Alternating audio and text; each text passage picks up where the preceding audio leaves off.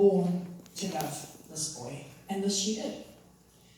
With gay abandon, without any thought to the consequences of giving away her love so freely and so extravagantly.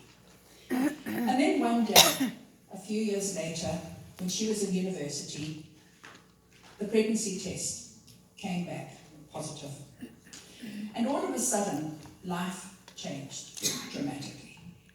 She went from being a carefree student to being catapulted into a minefield of decisions and to being challenged to think boldly and to take some courageous steps. Up till now, the boldest and most courageous step she'd ever taken in her life was whether to take art to the final year of school.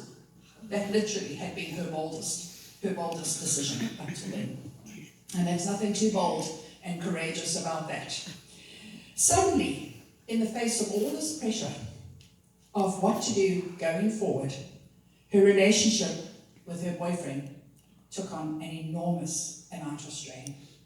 And for the first time in the years that she had been dating him, she wondered if they were going to survive. Her parents were upset. Her dad, particularly, was mad. But in time, he came around and accepted the fact that his daughter was pregnant.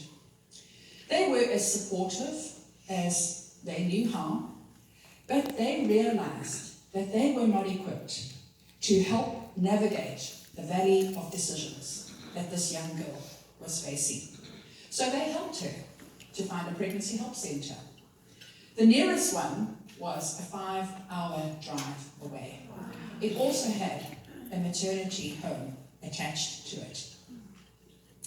She had never been away from home, and so this was an enormous challenge. But she went there, expecting help, not knowing what to expect, and whether they would even be able to give her what she needed.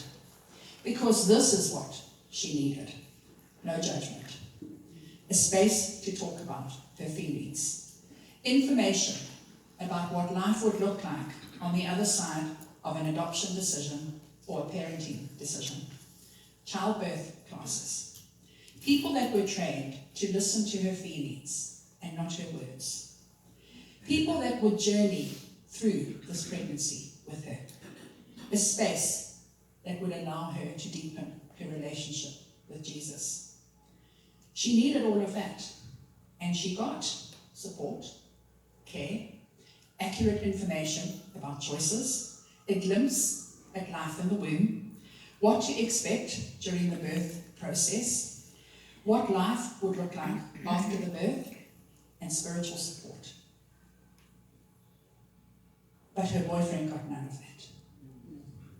His parents tried to help and intervene, but they were not equipped to deal with an unplanned pregnancy. And they did not know of the existence of pregnancy help centres.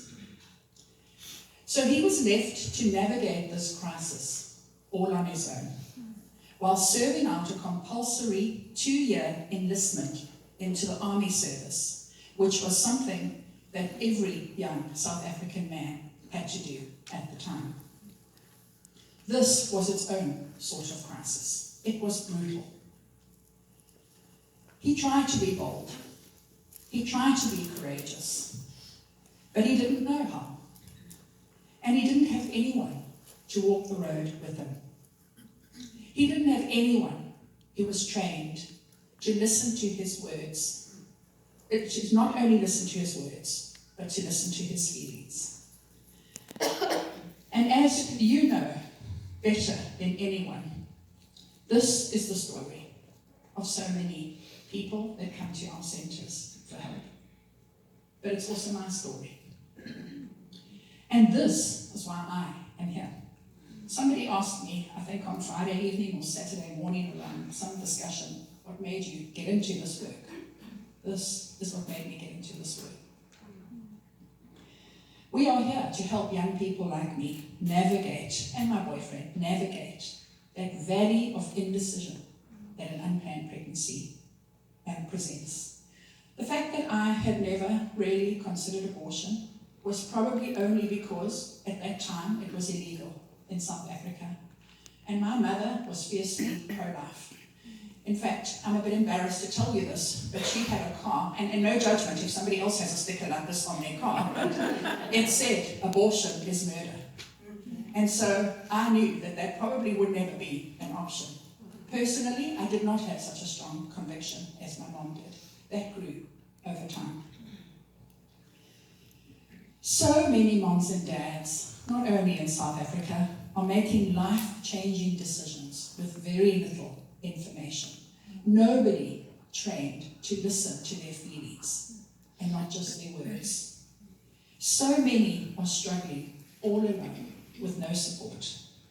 And you know there's loneliness, there's shattered dreams, there's fear, there's pressure to make decisions.